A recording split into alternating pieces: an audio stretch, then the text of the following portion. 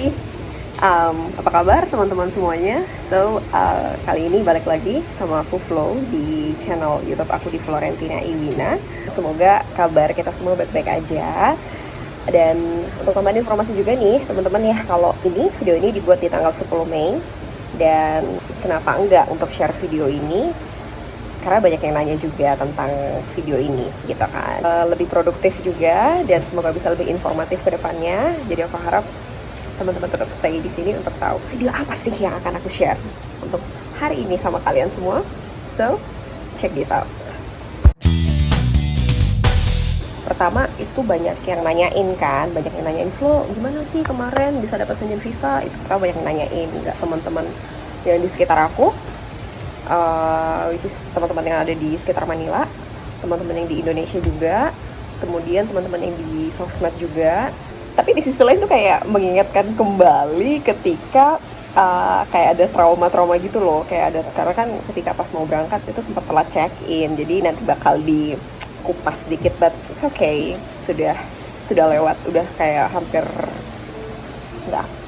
berapa bulan yang lalu sih, udah mau kayak udah 10 bulanan yang lalu sebenarnya. So udah rada-rada lupa ingat. Ini juga sebenarnya sebelum buat video ini aku tuh kayak balik lagi ngecek berapa biayanya ya kemarin ya, ini apa aja yang disiapin ya. So please pay attention karena ada beberapa yang mungkin harus perhatiin dengan sangat detail. Nah siapa tahu nanti juga kalau misalnya teman-teman pas mau apply visa yang dimana situasi dan kondisinya sama dengan aku, mirip sama aku, orang Indonesia tapi tinggal di Philippines, dan ini kayak ada beberapa tantangan sih sebenarnya, cuman aku yakin kalian pasti bisa.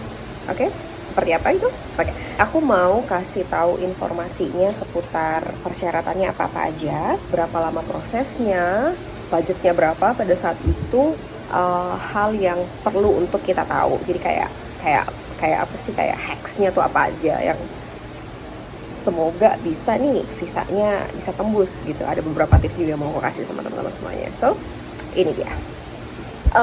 Tentang Schengen visa ini yang penting untuk kita ketahui adalah apa sih sebenarnya Schengen visa. Oke, jadi Schengen visa ini adalah visa yang digunakan untuk bisa pergi ke negara-negara seperti Eropa, seperti kayak di Perancis, kayak di Belanda, kayak di negara-negara di Eropa kita masih pakai Schengen visa.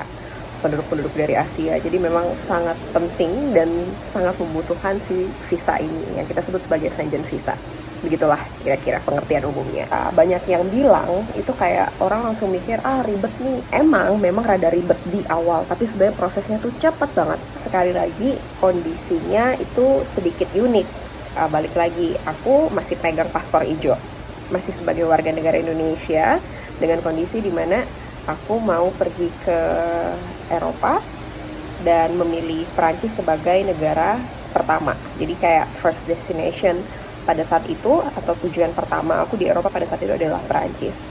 So hal yang aku harus ketahui adalah aku mesti apply visa dari sini karena aku kan berangkat dari sini, dan kebetulan dokumen-dokumen kayak banking aku, kemudian untuk visa kerja aku juga ada di sini, dan kebetulan selama beberapa tahun terakhir juga aku stay di Manila. So aku akhirnya mutusin kayak ya udah berangkat dari Manila.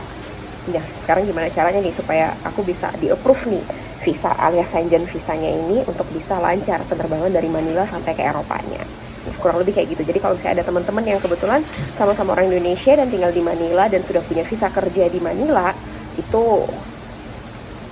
kayaknya tips-tips dari video ini akan sedikit membantu kita semua. Oke?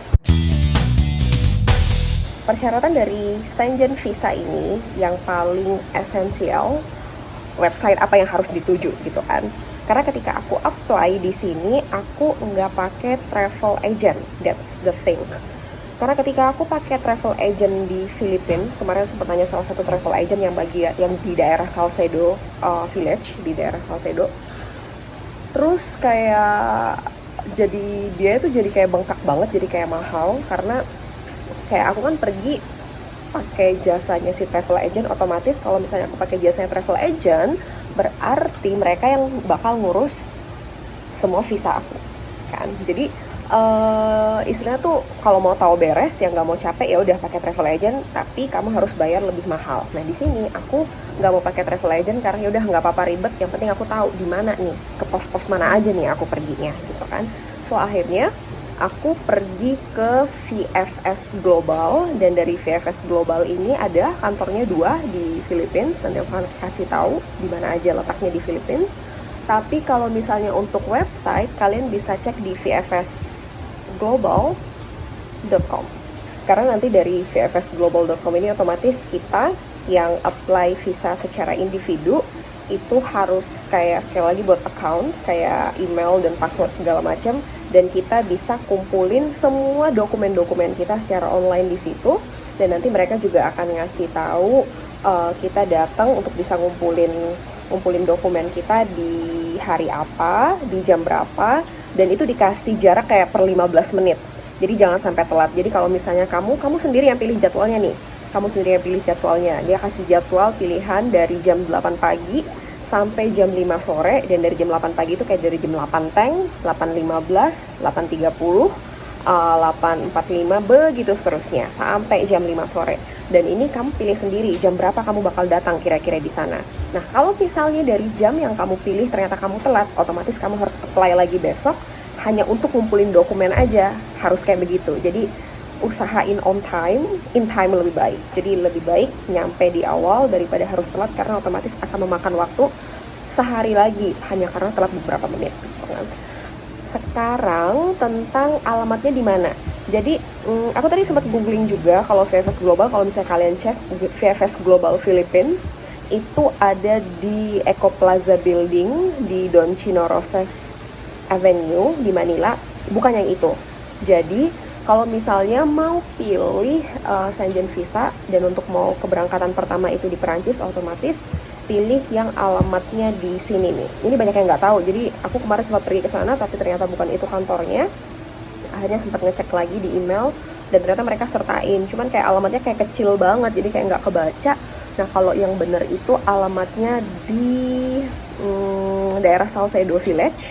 Itu gedungnya namanya adalah The World Center, letaknya di lantai 30. Jadi gedungnya di The World Center di Salcedo, itu dekat banget sama Elizabeth Building, Elizabeth Apartment. Jadi kalau misalnya udah sampai di Salcedo Village, kalian lihat ada Elizabeth Building, itu udah sederetan tuh si The World Center itu.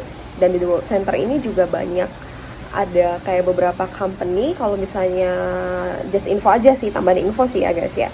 Jadi kalau misalnya pas mau apply visa ke Tiongkok alias visa ke Cina juga kebetulan di gedung yang sama, karena kayak lantai 2 apa lantai 3 gitu untuk kedutaan Cina sendiri di Philippines. Jadi balik lagi, perginya ke Salcedo Village, bukan ke Don Chino Roses. Oke, itu dia kantor VFS.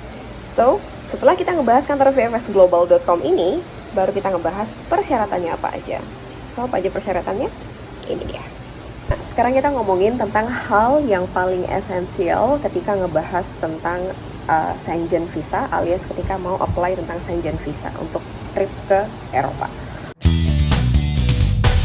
Dan Schengen Forms ini yang pertama, Schengen Forms ini bisa didapatkan dari VFS Global tadi. Jadi pas kita buka website VFS Global, nanti kalian tinggal pilih aja Schengen visa, dan di situ nanti langsung ada formnya, di download, di save, nanti tinggal diisi. Isinya nggak perlu ini, isinya tinggal ketik aja kok di situ. Nanti tinggal di save di account kalian, nanti itu akan dikumpulin. Jadi kayak di save sendiri di VFS Global, karena kan kalian sudah buat account kan di VFS, so otomatis yang Schengen Forms tadi ke save. Nah setelah udah ada Schengen Forms, ada juga yang namanya registration receipt. Jadi registration receipt ini digunakan ketika kita mau masukin form Schengen tadi ke VFS Global. Jadi setelah kita download dokumen dari Schengen Forms, akhirnya kita ambil dan kita download lagi registration receipt, di mana yang tadi sempat aku bilang, kalian mau datang ke kantor VFS Global yang di The World Center Manila, itu jam berapa? Besoknya jam berapa? Apakah di 8 pagi atau jam 9 pagi. Pastikan sekali lagi jarak antara jam ke-8 atau ke jam selanjutnya itu 15 menit. Jadi pastikan jangan sampai telat. Oke. Dan registration receipt Terus yang paling penting adalah visa kerja.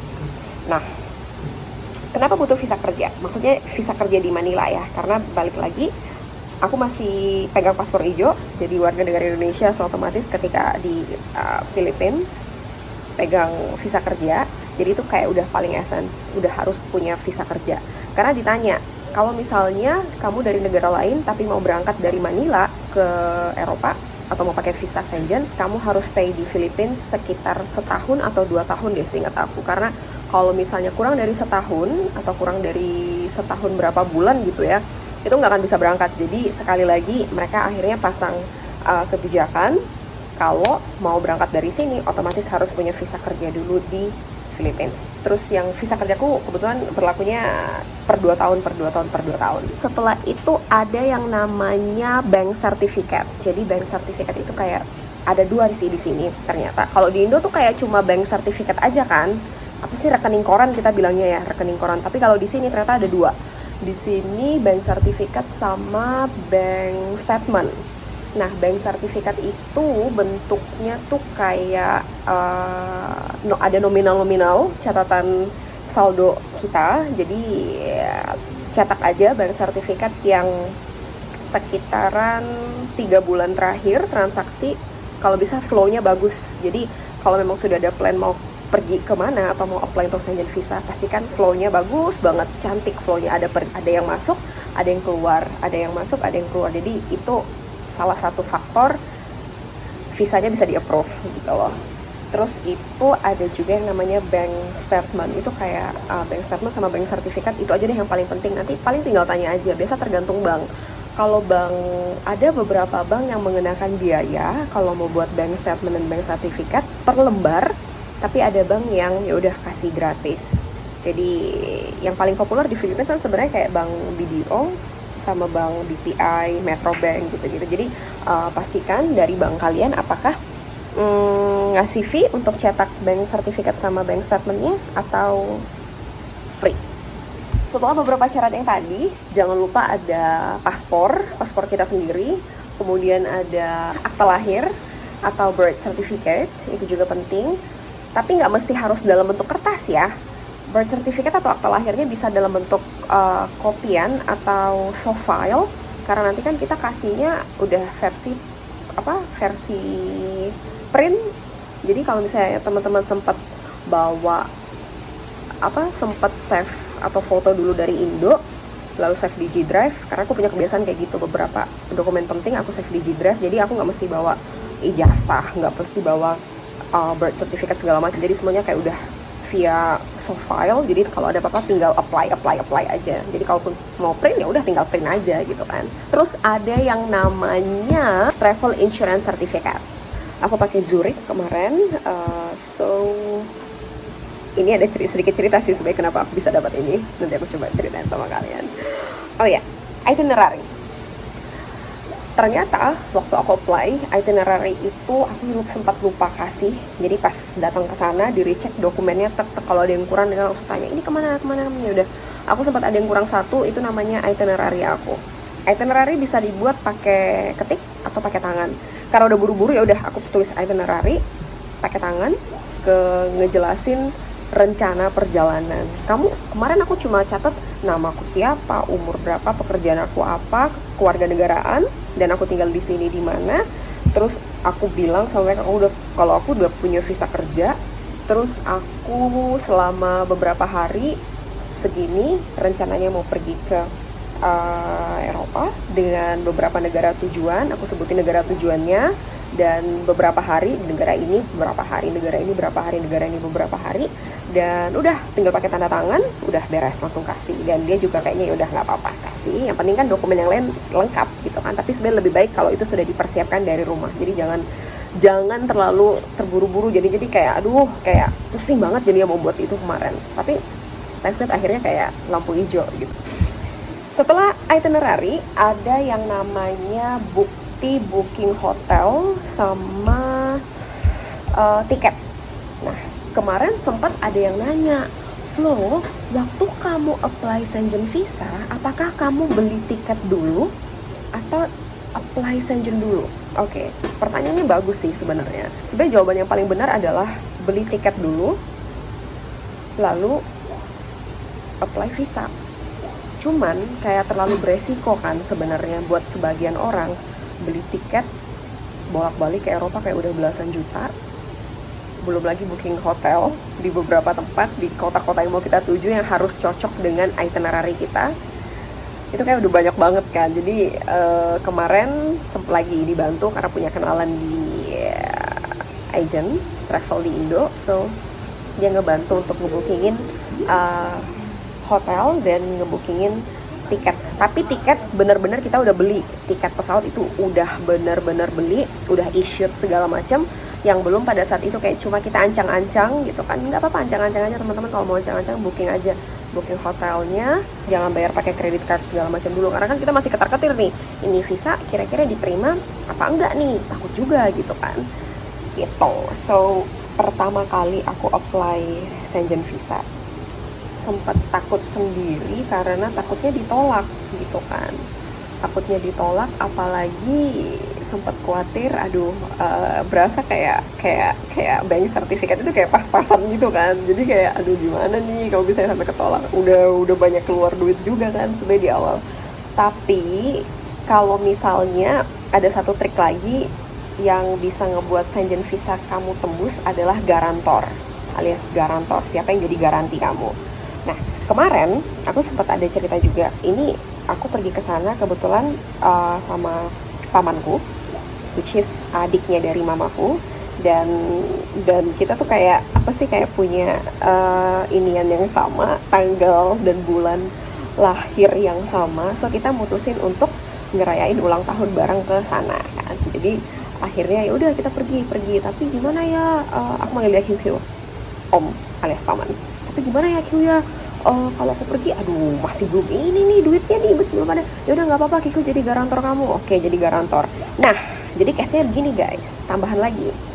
Kalau misalnya case-nya ternyata kalian sama kayak punya aku, pertama, kalian orang Indonesia, kedua, kalian kerja di Manila, ketiga, kalian pengen apply Shenzhen visa, dan keempat, kalian memiliki garantor, so case kita sama. Nah, kenapa butuh garantor? Karena pertama, butuh garantor supaya lebih meyakinkan kalau visa kalian akan di-approve. Nah, siapa yang bisa jadi garantor? Yang bisa jadi garantor adalah pertama, orang yang memiliki hubungan darah sama kalian, kedua, suami, ketiga, istri, pasangan lah ya, kayak pasangan hidup gitu, orang tua, otomatis hubungan darah. Nah, mereka lah yang bisa menjadi garantor, atau perusahaan. Tapi kalau perusahaan kayaknya I don't know much about this one. Ya udah, kita skip ke hubungan darah sama spouse aja. Jadi kayak pasangan sama hubungan darah, itulah yang bisa menjadi garantor, as long as I know ya. Jadi kalau misalnya ada garantor, ada tambahan lagi nih beberapa persyaratan untuk mengajuan Shenzhen visa. Apakah itu? Ini dia. Jadi kalau untuk garantor, pertama, karena kebetulan aku sama garantor aku tidak tinggal di negara yang sama, jadi otomatis kita butuh komunikasi yang benar-benar intens kan sama QQko. Jadi aku butuh visa Shenzhen-nya dia karena kita berangkat bareng. Aku butuh visa Shenzhen QQko, kemudian aku butuh paspor QQko dalam bentuk kopi aja, send via email itu bisa. Nanti aku sendiri yang print, so aku sendiri yang ajuin ke VFS globalnya. And then itu ada bank sertifikatnya QQko, terus ada akta lahirnya QQko, terus ada kartu keluarga yang menjadi penghubung antara mama, QQ, dan aku sendiri. Jadi kita ada bukti kalau kita ada hubungan darah, jadi kayak gitu. Terus ada sponsorship letter. Jadi sponsorship letter tuh kayak garantor letter, kalau meyakinkan kalau dia yang akan jadi garantor aku. Dia kayak tulis beberapa statement, terus dia tanda tangan, pakai tanda tangan dia. Oke. And then kita pesan hotel yang sama, dari hotel di beberapa kota kayak di Amsterdam, di Roma, di Paris, dan di beberapa tempat lainnya. Terus ada tiketku, tiket dia juga, ada travel insurance dia, dan travel insuranceku juga.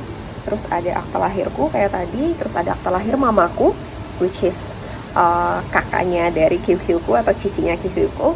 terus ada kartu keluarganya mama, yang dimana itu ada nama mamaku dan namaku juga. And then ada balik lagi Shenzhen Forms yang punya aku, terus ada registration receipt, sama yang terakhir adalah kakaknya QQ gitu. So it's kind of it's kind of complicated at that time, but complicatednya tuh kayak before you apply, but after you apply itu tuh kayak cuma it's only 3 fucking days, 3 hari doang. Gak apa-apa, aku mention ulang beberapa syarat secara keseluruhan ketika apply Shenzhen Visa dan ketika kamu memiliki garantor. Yang pertama adalah visa Shenzhen dari garantor kamu. Kalau misalnya kalian sama-sama berasal dari negara yang bukan negara Eropa, oke? Kemudian yang kedua, paspornya garantor kamu.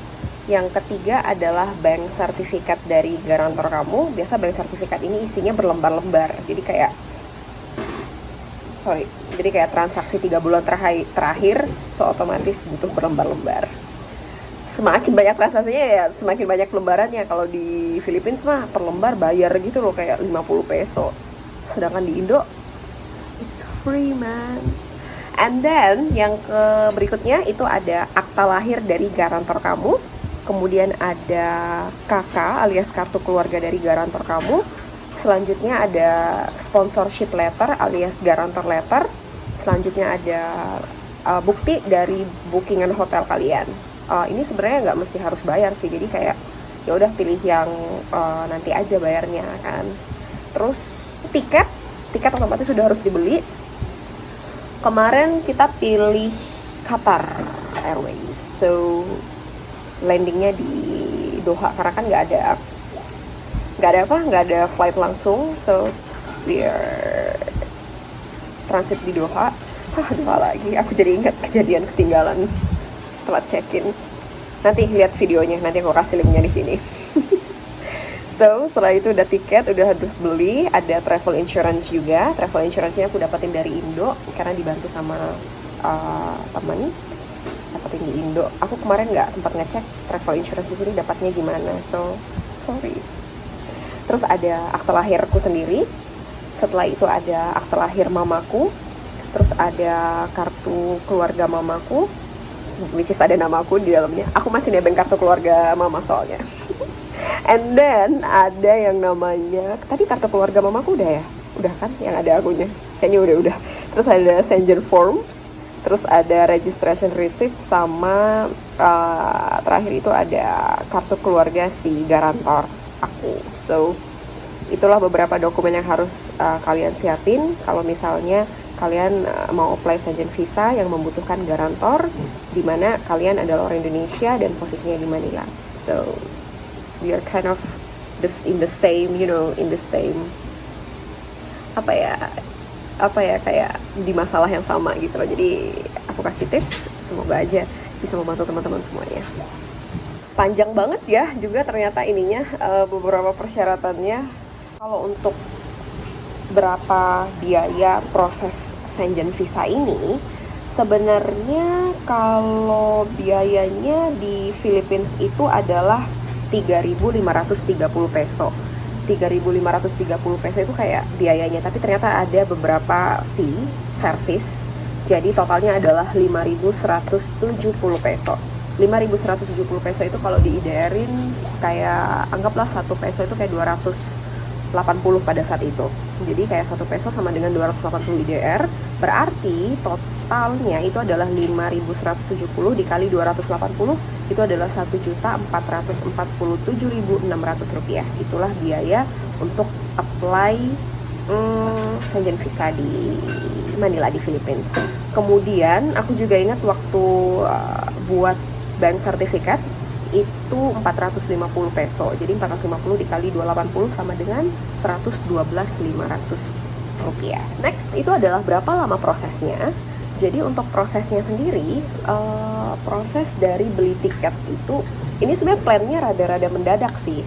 Kenapa? Karena beli tiket itu di bulan Juli, sedangkan berangkat kan Agustus akhir. Dimana-mana kalau misalnya mau yang namanya orang holiday biar lebih murah itu kan kayak kayak beli tiketnya kayak 3 bulan apa berapa bulan sebelumnya nggak sih gitu kan, sedangkan ini kayak bener-bener sebulan sebelumnya. Jadi sempat dapat tiket tuh kemarin rada mahal, nggak apa-apa lah ya. Jadi sekali lagi kalau misalnya teman-teman memang plan banget mau ke sana dengan ada Shenzhen Visa ini, tips dari aku sih sebenarnya kalau bisa 3 bulan sebelumnya, karena harga tiket itu mempengaruhi budget banget kan. So tuh aku prosesnya dari beli tiket dari Juli ke Agustus, karena berangkatnya Agustus. Aku apply dari apa tuh namanya, dari hari Rabu deh kalau nggak salah. Iya, Rabu, Kamis, Jumat sorenya udah keluar. Jadi kayak 3 hari kerja dari Rabu, Kamis, Jumatnya udah keluar. So udah aku bilang tadi prosesnya cepet, terus nyiapinnya aja yang lama banget gitu kan.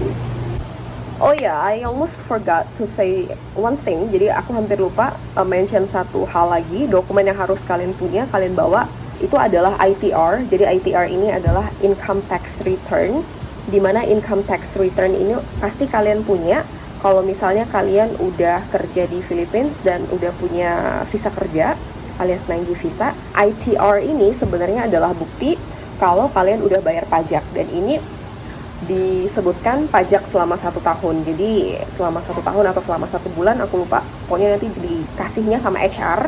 Jadi ketika teman-teman mau coba apply visa apapun, mau Shenzhen visa, mau visa Jepang atau visa Korea, itu butuh banget ITR ini. Jadi namanya adalah income tax return. Mintanya nanti di kantor sama HR kalian, nanti dari HR akan cetakin dan itu kalian sertain di dokumen untuk Shenzhen visanya.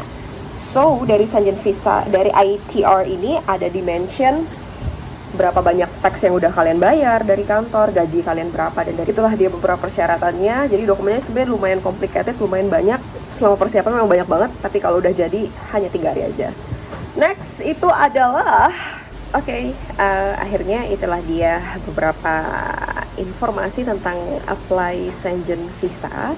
Semoga konten kali ini informatif dan bisa membantu teman-teman semuanya ketika proses pengajuan Shenzhen visa ke depannya. Ya emang sih sebenarnya lagi COVID atau pandemik begini atau after COVID kayak begini, kayaknya untuk ngomongin traveling tuh kayaknya aduh gimana ya gitu kan. Cuman it's okay, kayak dijadiin kayak jadiin motivasi aja gak sih? Yuk siapa tahu bisa pergi kan.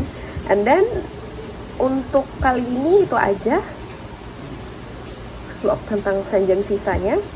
Ada beberapa poin penting kayak alasan aku kenapa mau buat video ini. Terus aku juga tadi sempat cerita tentang kondisi aku sendiri sebagai warga negara Indonesia yang stay di Manila dan persyaratannya apa aja. Terus juga tadi ada berapa lama prosesnya, biayanya berapa, terus hacks-hacksnya apa aja, kayak butuh garantor gitu-gitu kan. Dan gak lupa, aku mau bilang jangan lupa like and subscribe. Jangan lupa tanya kalau misalnya ada yang mungkin kemiss, akan aku coba bantu jawab. Dan thank you juga untuk yang udah nanya-nanya kemarin, karena akhirnya ini dibuat. Yang nanya ini sebenarnya kayak udah dari 10 bulan yang lalu, akhirnya terrealisasi sekarang. Itu pun karena pas lagi ada mood dan ada waktu. So I think why not. Tadi juga sempat ngecek salah satu video yang di Lourdes udah sampai 2,5K. Thank you so much for